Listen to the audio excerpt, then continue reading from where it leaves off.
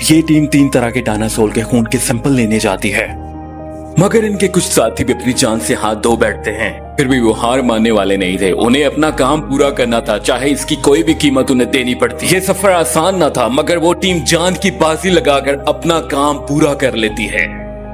इस फिल्म की शुरुआत में हमें एक हेलीकॉप्टर दिखाई देता है जो वीरान जजीरे में उतर रहा होता है, मगर फिर आगे हमें वो लोग दिखाई देते हैं जो यहाँ पे काम करते हैं।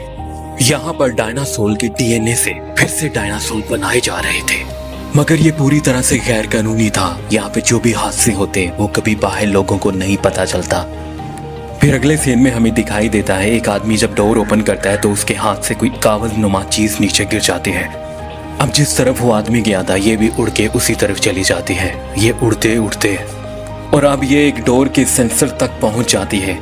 फिर थोड़ी ही देर में ये उसमें जब जाती है तो सिस्टम काम करना बंद कर देता है। इस छोटी सी चीज की वजह से सिस्टम में एरर आता है और फिर सिस्टम क्रैश कर जाता है। फिर वहां के लोगों को अचानक से पता चलता है।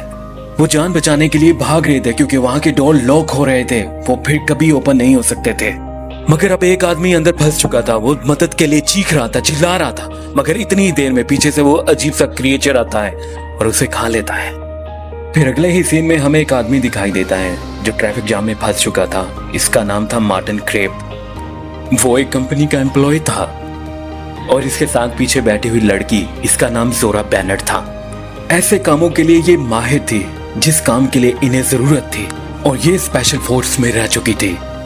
इसके पास ऐसे कामों के लिए एक बढ़िया टीम थी, मगर वो मार्टिन की बात नहीं मान रही थी। मार्टिन उसे लालच दे रहा था, मगर मार्टिन फिर उसे कहता है, मैं चाहता हूँ तुम्हारी माँ बीमार है, तुम्हें पैसों की जरूरत है, मैं तुमसे वादा करता हूँ तुम ये मिशन पूरा करो, तुम्हारे पास इतना पैसा होगा, तुम जहाँ चाहे मर्जी अपनी माँ का इलाज करवाओ। मगर एक और कड़वी हकीकत भी है, ये मिशन ऑफिशियल नहीं होगा। अगर हम मारे जाते हैं या मर जाते हैं तो किसी को पता भी नहीं चलेगा।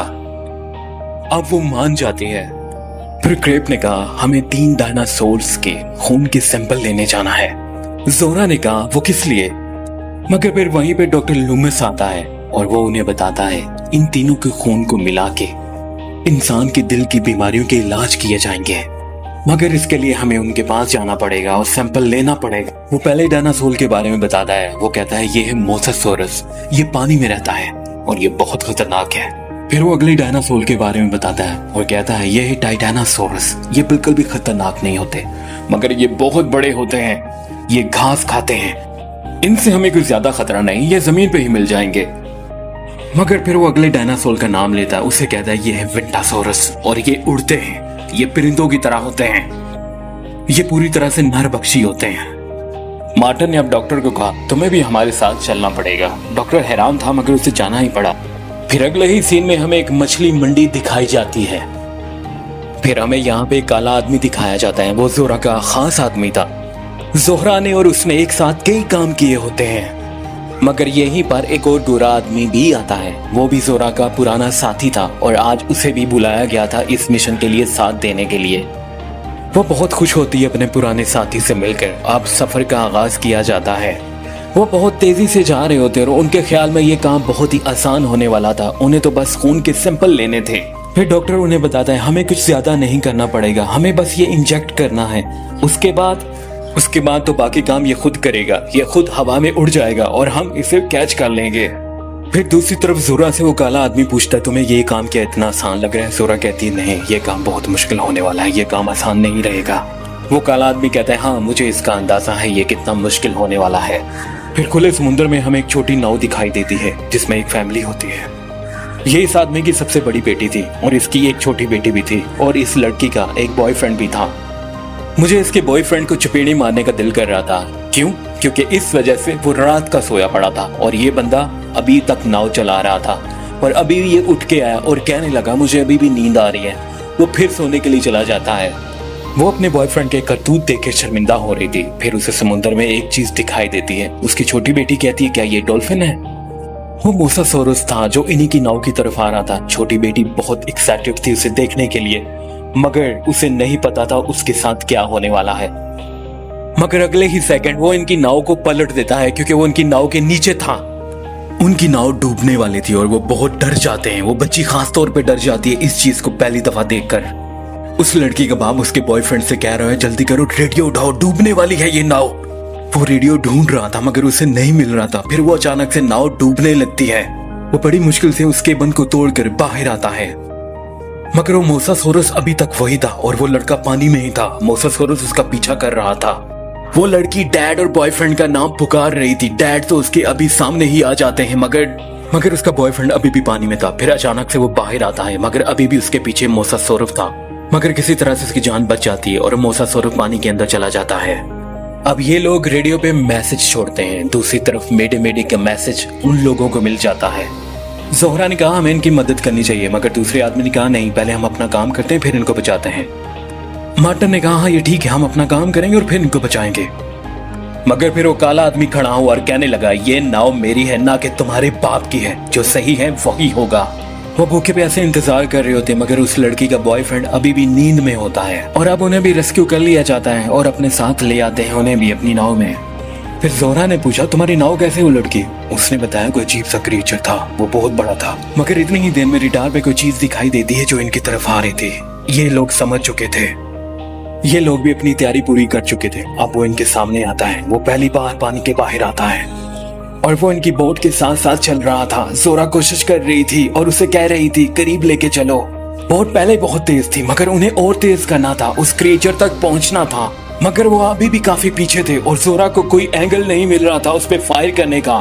फिर अचानक से वो क्रीचर बाहर आता है, पानी के छींटे जोहरा पे पड़ते हैं और फिर उससे एक फायर हो जाता है। वो डॉट मिस हो चुका था। जोहरा ने चीखते हुए कहा मुझे एक और डॉट दो। डॉक्टर भागता हुआ गया और एक और डॉट लेके आया। फिर उसने डॉट लगाया। हर कोई चीख रहा था, चिल्ला रहा था यही मौका है, जल्दी करो। फिर अचानक से जोहरा का पांव फिसल जाता है और पानी में होती है। क्रीचर उसे खाना चाहता है। डॉक्टर ऊपर खींच रहा था, मगर फिर जोहरा जल्दी से ऊपर आती है और उस पर फायर करती है। इस बार वो जाके ठीक निशाने पे लगता है। अब कुछ ही देर के बाद वो खून का नमूना लेके उसके जिस्म से खुद को रिलीज कर देता है। अब इनका काम था उस नमूने को हासिल करना। आखिरकार डॉक्टर उससे पकड़ लेता है और ये बहुत खुश थे कि पहला काम इनका हो चुका था। फिर डॉक्टर ने जोहरा से कहा तुमने बहुत अच्छा काम किया। जोहरा ने कहा तुम्हारा आइडिया बहुत अच्छा था, मगर अब कुछ और डायनासोर्स इनकी बोट का पीछा कर रहे थे। उन्होंने इस बोट को चारों तरफ से घेर रखा था। जोहरा का वो पुराना आदमी उन पे फायर कर रहा था। जोहरा मना कर रही थी मगर वो नहीं सुन रहा था। फिर एक डायनासोर बाहर आता है और उसे दबोच लेता है। जोहरा अपने साथी को मरते हुए देख रही थी मगर वो उसके लिए कुछ भी नहीं कर सकती थी। मगर दूसरी तरफ वो आदमी अपनी बड़ी बेटी को कहता है रेडियो पे मैसेज छोड़ो, हमें मदद चाहिए। मगर मार्टिन ने कहा हम मदद नहीं मांग सकते। लड़की ने कहा क्यों नहीं मांग सकते? फिर लड़की ने उसे धक्का दिया और खुद ही गिर जाती है। वो नीचे गिरने वाली होती है। वो उससे मदद मांगती है मगर मार्टिन उसकी मदद नहीं करता जानबूझ के।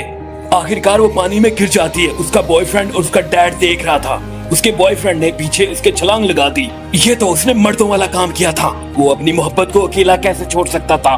फिर दूसरी तरफ छोटी बेटी और उसके डैड भी पानी में छलांग लगा देते हैं। जोहरा उन्हें देख रही थी और मना कर रही थी, मगर अब उसे भी कूदना था क्योंकि वो क्रिएचर इस बोट को उलट देना चाहता था।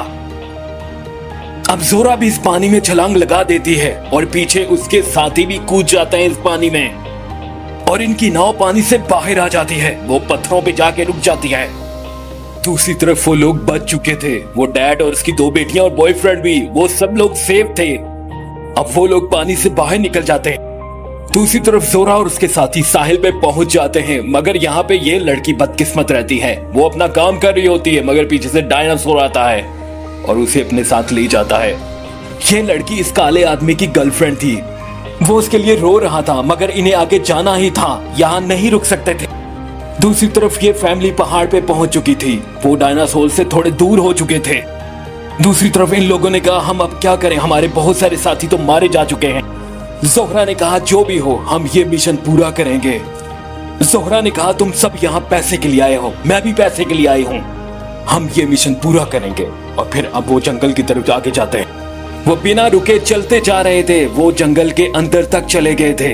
दूसरी तरफ ये लोग भी चलते चलते काफी दूर निकल चुके थे। जोहरा ने अपने साथियों से कहा हम नहीं रुक सकते, हर तरफ खतरा है। और वाकई में उस पानी में भी कोई चीज थी। शायद वो कोई बड़ा सा एनाकोंडा था। अब जोहरा और उसके साथी जंगल के बाहर आ चुके थे। यहाँ पे बहुत ऊंची घास थी मगर यहाँ पे कुछ तो था। जोहरा ने सबको रुकने के लिए कहा, मगर इतनी ही देर में उनके सामने वो डायनासोर्स आए जो मांसाहारी नहीं थे, वो घास खाते थे। ये लोग उन्हें देख के बहुत खुश हो चुके थे। ये खून का नमूना इनको बहुत आसानी से मिल चुका था क्योंकि ये डायनासोर सिर्फ घास खाते थे। अब 2 खून के नमूने पूरे हो चुके थे। फिर उस फैमिली को एक बोट नजर आती है, मगर वो पानी के दूसरे तरफ होती है। पानी में उतरना मतलब अपनी मौत को दावत देने के बराबर था। मगर फिर वो लड़की उतर जाती है। उसने देखा तो एक डायनासोर था, मगर वो सो रहा था और भूखा नहीं था। फिर ये लड़की भागकर बोट के अंदर चली जाती है। उसे बोट के अंदर एक लाइफ बोट मिलती है, मगर उस लाइफ बोट को वो घसीट रही होती है और ये भी डर होता है कहीं ये जाग ही ना जाए। मगर वो लाइफ बोट अचानक से खुल जाती है। डायनासोर उस लड़की को नहीं देख पाता। डायनासोर सीधा पानी पीने के लिए जाता है। इधर ये अपनी फैमिली को इस नाव में बिठा देती है, मगर जैसे ये उसमें बैठते हैं तो वो डायनासोर इन्हें देख लेता है। अब वो इनके पीछे होता है। ये सब लोग पूरे जोर से चप्पू चला रहे थे, मगर उससे नहीं बच पाते। वो नाव को उलट देता है, मगर ये किसी तरह से एक पत्थर के पीछे हो जाते हैं। आखिरकार वो डायनासोर थक हार कर वहां से चला जाता है और इनकी जान बच जाती है। दूसरी तरफ जोरा और उसके साथी खून का तीसरा नमूना लेने के लिए जाते हैं। इस पहाड़ के अंदर एक पुराना मकबरा है जिसमें वो डायनासोर रहता है। अब जोरा और डॉक्टर नीचे उतर जाते हैं। वो नमूना लेने के लिए जाते हैं। डॉक्टर ने देखा तो उसके अंडे थे। डॉक्टर ने कहा इसके अंडे से ही नमूना ले लेते हैं। अब डॉक्टर नमूना ले लेता है, मगर इतनी ही देर में मादा आ जाती है। मगर इनका बाहर आदमी होता है, वो उसकी तरफ पत्थर फेंकता है और पत्थर उसे लगता है। उसका ध्यान उस आदमी की तरफ हो जाता है। अब वो आदमी की तरफ मुड़ता है। वो आदमी जोर जोर से चीख रहा था कि मुझे ऊपर खींचो। उस काले आदमी ने बहुत कोशिश की इस इंसान को बचाने की, मगर वो ना बच पाया। मगर बाकी बचे लोग वहां से सही सलामत नीचे उतर जाते हैं। अब इनके पास खून के 3 नमूने हो चुके थे। अब दूसरी तरफ वो फैमिली भी उसी लेबोरेटरी की तरफ पहुंच जाती है जो शुरू में दिखाई थी। जोहरा को पांव के निशान दिख रहे थे। उसने आवाज दी कोई इंसान है। इधर से इन लोगों ने भी आवाज दी और आखिरकार वो एक दूसरे के सामने आ चुके थे। इस लड़की ने मार्टिन के बारे में कहा, इसने मेरी मदद नहीं की जानबूझकर। मगर मार्टिन ने कहा तो क्या। अब उसके हाथ में पिस्टल था। जोरा समझ चुकी थी। वो समझ चुकी थी कि ये यहाँ से अकेला निकलना चाहता है। वो खून के सैंपल लेता है और वहां से निकल जाता है और फिर वो जनरेटर ऑन कर देता है। अब जैसे ही जनरेटर ऑन होता है तो वहां के क्रिएचर भी जाग जाते हैं सारे।